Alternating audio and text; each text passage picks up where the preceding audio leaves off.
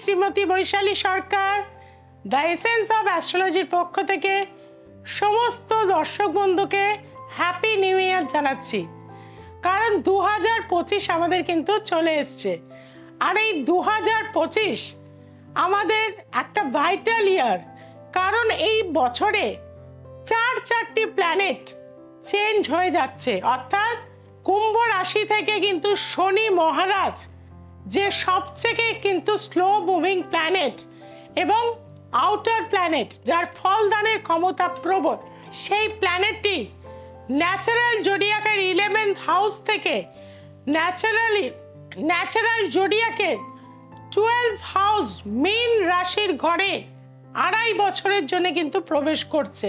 বৃহস্পতি কিন্তু 14ই মে ন্যাচারাল জোডিয়াকের 2য় ভাব অর্থাৎ বৃষ রাশিকে ত্যাগ করে কিন্তু মিথুন রাশিতে প্রবেশ করবে, এবং মিথুন রাশিতে প্রবেশ করার কিছুদিনের মধ্যেই গতিশীলতা কিন্তু প্রবল হয়ে যাবে, এবং সে যখন অত্যাধিক মাত্রার গতিশীলতায় হয়ে যাবে, অতিচারী গতিতে সে কিন্তু কর্কট রাশিতে আবার প্রবেশ করে যাবে। এতদিন পর্যন্ত রাহু মহারাজ ছিল মীন রাশির ঘরে, সে কিন্তু 18 তারিখে অর্থাৎ 18ই মে ন্যাচারাল জোডিয়াকের 11th ভাব কুম্ভ রাশি এয়ারি সাইনে কিন্তু তার চলে আসছে। আমরা জানি রাহু কিন্তু বায়ু অর্থাৎ এয়ারি সাইনে এসে সে কোনো নতুন প্রযুক্তি বা নতুন কোনো সৃষ্টি, আরো প্রযুক্তির দিক থেকে কিন্তু আমরা এগিয়ে, রোবোটিক বিভিন্ন মেশিন, বিভিন্ন রকম পডকাস্টের নানা রকম সিস্টেম, আরো আধুনিক কিন্তু আমরা কিন্তু পাবো। অর্থাৎ ফেসবুক, টিকটক এই ধরনের সাইটগুলো আরো ইমপ্রুভমেন্ট কিন্তু হবে এই সময়। এবং তার পাশাপাশি ন্যাচারাল জোডিয়াকের 5th হাউসে কিন্তু চলে যাচ্ছে 1.5 বছরের জন্য কেতু। যাদের সন্তান নিতে চলেছেন তাদের ক্ষেত্রে বলবো একটু প্রিকশনে কিন্তু থাকতে হবে। এবছর দেখা যাবে যেহেতু পঞ্চমে কেতু চলে আসবে 18ই মে থেকে, এই 1.5 বছরে কিন্তু যারা কনসিভ করতে চাইছেন তাদের ক্ষেত্রে কিন্তু বিশেষ সতর্কতার কিন্তু প্রয়োজন রয়েছে। তাছাড়া এবছর অ্যাডাপশনের কিন্তু জায়গাটা অনেক বেটার হবে, এবং স্যারোগেসি মাদার বা আইভিএফ এর মাধ্যম দিয়ে অনেকেই কিন্তু নতুন নতুন প্রযুক্তিকে কাজে লাগিয়ে সন্তান প্রাপ্তি হতে পারে। কাজেই সেই দিকটা অবশ্যই কিন্তু আপনারা বিবেচনা করবেন।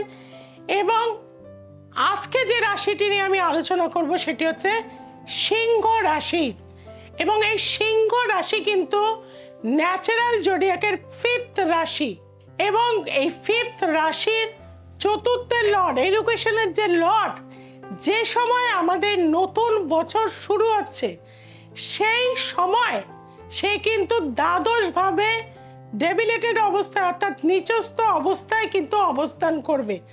সেটা কিন্তু স্টুডেন্টদের জন্য বিশেষভাবে কিন্তু নেগেটিভ হতে পারে। আপনাদের বলবো সিংহ রাশিতে যেহেতু শনির ঢাইয়া শুরু হয়ে যাবে, এটা কিন্তু স্টুডেন্টদের জন্য একটা মারাত্মক রকম একটা ডিস্টার্বের সময় কিন্তু চলে আসবে। কাজেই যারা ভালো ভালো স্টুডেন্ট রয়েছেন সিংহ রাশির, তাদেরকে বলবো যাতে শারীরিক না ক্ষতি হয়ে যায়, বিভিন্ন দিক থেকে যাতে বাধা না পেয়ে যান, এডুকেশনে যাতে সফলতার সাথে এগিয়ে যেতে চান, তাহলে কিন্তু আপনার ইন্ডিভিজুয়ালি হরোস্কোপ মাস্ট বি জাজ। অর্থাৎ প্রত্যেকের আলাদা আলাদা হরোস্কোপ হয়ে থাকে, আলাদা আলাদা নক্ষত্রের কানেকশন হয়ে থাকে, নবতারা চক্র আলাদা আলাদা ভাবে হয়ে থাকে, এবং দশা অন্তর্দশা তাদের কি চলছে সেটা বিশেষভাবে কিন্তু দেখতে হতে পারে। সিংহ রাশির জাতক জাতিকাদের ক্ষেত্রে যেহেতু পঞ্চম ভাবে বছরের শুরুতেই আপনার লগ্নপতির অবস্থান থাকবে, এবং মার্চ মাসের পরে শনি কিন্তু ন্যাচারাল জোডিয়াকের দ্বাদশ ভাব মীন রাশির ঘরে গিয়ে অবস্থান করবে। কাজেই সিংহ রাশির জাতক জাতিকাদের শরীরের যত্ন নিতে হবে। বডিতে পেন, আর্থ্রাইটিসের সমস্যা, হাই প্রেশার, সুগার এবং হার্টের সমস্যা আসতে পারে। কিন্তু আপনাদের ক্ষেত্রে স্পিরিচুয়ালিটি, আধ্যাত্মিকতা এবং সৎ গুরুলাভ এ বছর কিন্তু হওয়ার যোগ রয়েছে। অনেকের ক্ষেত্রে দেখা যাবে অ্যাস্ট্রোলজি শেখা বা জানার ইচ্ছা এই বছরে কিন্তু ভীষণভাবে হবে। সিংহ রাশির ক্ষেত্রে দেখা যাবে বছরের শুরুতেই যেহেতু সপ্তমপতি সপ্তমে থাকবে, তার ফলে আপনাদের জানুয়ারি ফেব্রুয়ারির মধ্যে কিন্তু নতুন কোনো ব্যবসা যদি আপনারা শুরু করতে চান সেটা ভালো হয়ে থাকবে। এবং যাদের এতদিন পর্যন্ত বিয়ে হচ্ছে না তাদেরকে বলবো মে মাসের পর থেকে কিন্তু, যেহেতু আপনাদের একাদশে বৃহস্পতি চলে যাবে, আপনার পঞ্চম ভাবে দৃষ্টি দেবে, কাজেই বিয়েতে যাদের এতদিন কোনোভাবেই হচ্ছিল না, জন্মছকে মাঙ্গলিক দোষ, পাপকর্তারি দোষ, ছন্নছাড়া দোষ রয়েছে, তাদের বলবো সেইগুলো প্রতিকার প্রতিবিধান করে মে মাসের পর থেকে কিন্তু আপনাদের বিবাহের সুযোগ প্রবলভাবে কিন্তু থাকবে। তার জন্য কি করতে হবে, এখন থেকে জন্ম ছকের বিবাহের যে বাধা রয়েছে সেটা অবশ্যই দেখিয়ে নিতে হবে। সিংহ রাশির জন্য কিন্তু এবছর অর্থনৈতিক জায়গাটা যথেষ্টই কিন্তু গ্রোথশীল হবে। বিশেষত অনেকেই কিন্তু share market, bond, mutual fund এই ধরনের জিনিসের আপনারা কিন্তু ইনভেস্টমেন্ট করতে চাইবেন, বা ল্যান্ড বা প্রপার্টি আপনারা কিন্তু কিনে নিতে চাইবেন। সেটা আপনাদের কিন্তু এপ্রিল মাস থেকে জুলাই মাস পর্যন্ত টাইম একটা সঠিকভাবে কিন্তু ডিসিশন নিতে পারবেন। 2025-এ সিংহ রাশির 18ই মে থেকে কিন্তু 1.5 বছরের জন্য কেতু মহারাজ লগ্নে চলে আসবে। শত্রু বৃদ্ধি হতে পারে এই সময় থেকে, এবং পারিবারিক জীবনে তৃতীয় ব্যক্তির কারণে অশান্তি কিন্তু আসতে পারে, অর্থাৎ পার্টনারের সাথে ভুল বোঝাবুঝি হওয়ার যোগ রয়েছে, এমনকি সেই ভুল বোঝাবুঝি ডিভোর্স পর্যন্ত যাওয়ার কিন্তু কানেকশন রয়েছে।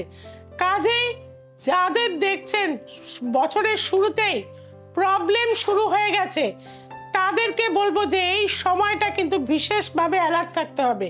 যারা আপনারা চাইছেন যে দূরে গিয়ে হায়ার স্টাডিজ করতে, তাদের কিন্তু দেখা যাচ্ছে এপ্রিল মাসের পর থেকে দূরে গিয়ে কিন্তু আপনাদের হস্টেলে গিয়ে পড়াশুনো বা রিসার্চ করা বা এমনকি অ্যাব্রডে গিয়েও কিন্তু কাজ করার সুযোগ কিন্তু থাকবে। আপনাদের জন্য বলবো ফেব্রুয়ারি মাস, মে মাস, আগস্ট মাস এবং সেপ্টেম্বর, অক্টোবর মাস, এই মাসগুলো 2025-এর একটা ফ্রুটফুল রেজাল্ট দেওয়ার কিন্তু সময়। এবং 1, 10, 19, 28, 9, 18, 27 এবং 3, 12, 21 এই নাম্বারগুলো সারা মাসের যদি আপনারা আপনাদের ভালো কাজে ব্যবহার করতে চান সেটা কিন্তু আপনাদের জন্য ভালো হবে। আপেল এবং আখরোট এই দুটো জিনিস কিন্তু আপনারা প্রতিদিন যদি খেতে পারেন বা অল্প বিস্তর করে অল্টারনেটিভ ডেতে খেতে পারেন, সেটাও কিন্তু আপনার শরীরকে সুস্থ রাখবে, পজিটিভ এনার্জি দেবে। এবং বাড়ির নর্থ ইস্ট কর্নারে পরিষ্কার রাখবেন। যারা মেডিসিন খান, নর্থ ইস্ট কর্নারে আপনাদের মেডিসিন বক্সটা রাখুন, দেখবেন খুব তাড়াতাড়ি রিকভারি কিন্তু হয়ে যাবে। এবং যারা মেয়েরা রয়েছেন সিংহ রাশি তারা কিন্তু শাখা পরে থাকবেন। আর যারা পুরুষরা রয়েছেন তাদেরকে বলবো আপনারা যদি রূপোর বালা বা রূপোর চেন একদম সলিড মোটা বা রূপোর আংটি মিডল ফিঙ্গারে পরে থাকতে পারেন, সেটা কিন্তু আপনাদের এই বছরে প্রসপেরিটি, ওয়েলথ এবং হ্যাপিনেস কিন্তু দিয়ে থাকবে। এবং আপনাদের জন্য বলে থাকবো যে আপনারা প্রচুর পরিমাণে গাছ লাগাবেন। বছরের শুরু থেকে এরিকা প্লান্ট, বিভিন্ন রকম ছোট ছোট ইনডোর প্লান্ট তো অবশ্যই লাগাবেন। এবং পরিবেশের জন্য অশ্বত্থ গাছ প্রচুর পরিমাণে যদি আপনারা লাগাতে পারেন, এবং প্রতি অমাবস্যায় আপনারা কিছুটা কালো তিল, 1 টাকার কয়েন এবং কিছুটা বেলপাতা, তাতে একটুখানি লাল চন্দন দিয়ে যদি শ্মশানে গিয়ে কোনো যজ্ঞে আহুতি দিতে পারেন প্রতিটি অমাবস্যায়, আপনার জীবনের যে অভিশাপ আছে তার থেকে আপনি মুক্ত হবেনই। এই বছরে আপনাদের একটা অ্যানসার নাম্বার দিচ্ছি, আপনারা প্রতিদিন স্নানের পর কিন্তু বাঁ হাতে রেড ইঙ্ক দিয়ে কিন্তু করে থাকবেন 73528। এই সংখ্যাটা প্রতিদিন নিজের যে মনের উইশ সেটা বলে অবশ্যই কিন্তু লিখে থাকবেন, পরে সেটা মুছে যাক, তাতে কিন্তু কোনো প্রবলেম নেই। আর যারা সমস্যার মধ্যে রয়েছেন, প্রবলেমে রয়েছেন, কর্মপ্রাপ্তি হচ্ছে না, কর্মের উন্নতি পাচ্ছেন না, বাধাপ্রাপ্ত হচ্ছেন। কারণ যেহেতু আপনাদের ঢাইয়া শুরু হয়ে গেছে 2025-এর শুরুতেই অ্যাস্ট্রোলজি কাউন্সিলিং কিন্তু আপনার প্রয়োজন রয়েছে। যারা মনে করছেন আমার একটা সঠিক পরামর্শ আপনার দরকার আছে, তাদেরকে বলবো নিচে যে ফোন নাম্বার যাচ্ছে অবশ্যই যোগাযোগ করুন। এবং যারা অ্যাস্ট্রোলজি শিখতে চাইছেন, অনলাইনে ক্লাস করতে চাইছেন, তাদেরকেও বলবো জানুয়ারি মাস থেকে দ্য এসেন্স অফ অ্যাস্ট্রোলজি থেকে কিন্তু আমরা ক্লাস করাবো। যারা অ্যাস্ট্রোলজিকে শিখতে চাইছেন এবং প্রফেশনাল হিসেবে কাজে আসতে চাইছেন, তাদেরকে বলবো 8697339671-এ অবশ্যই যোগাযোগ করে নেবেন। দ্য এসেন্স অফ অ্যাস্ট্রোলজিকে আপনারা ভীষণ ভালোবাসেন, অনেক দূর এগিয়ে নিয়ে গেছেন। আপনারা আমার পরিবারের কিন্তু সদস্য। কাজেই দ্য এসেন্স অফ অ্যাস্ট্রোলজি সোমবার, মঙ্গলবার, শুক্রবার এবং রবিবার রাতে 9টায় দেখতে ভুলবেন না। এবং এই চ্যানেলটিকে সাবস্ক্রাইব করতে আপনারা কিন্তু ভুলে যাচ্ছেন। যদি চ্যানেলটি আপনাদের ভালো লাগে এখনই কিন্তু সাবস্ক্রাইব করে নিন এবং যে বেল আইকনটি রয়েছে তাকে প্রেস করে দেবেন। আপনার চেনা জানা বন্ধু বান্ধবের কাছে ছড়িয়ে দিন। আর যারা দূরের বন্ধুরা রয়েছেন, অনলাইন কনসালটেন্সি করাতে চাইছেন, তাদেরকে বলবো 2025 শুরু থেকেই নিজেদের জীবনকে কিন্তু গড়ে নিন জ্যোতিষ শাস্ত্রের মাধ্যম দিয়ে। আজকে আপনারা জানলেন সিংহ রাশি নিয়ে বললাম। আর পরবর্তী এপিসোড চোখ রাখুন কন্যা রাশির জাতক জাতিকারা কেমন হতে চলেছে 2025, তার জন্য চ্যানেলটি সাবস্ক্রাইব করে নিন। সবাই ভালো থাকুন, সবাইকে ভালো রাখুন। নমস্কার।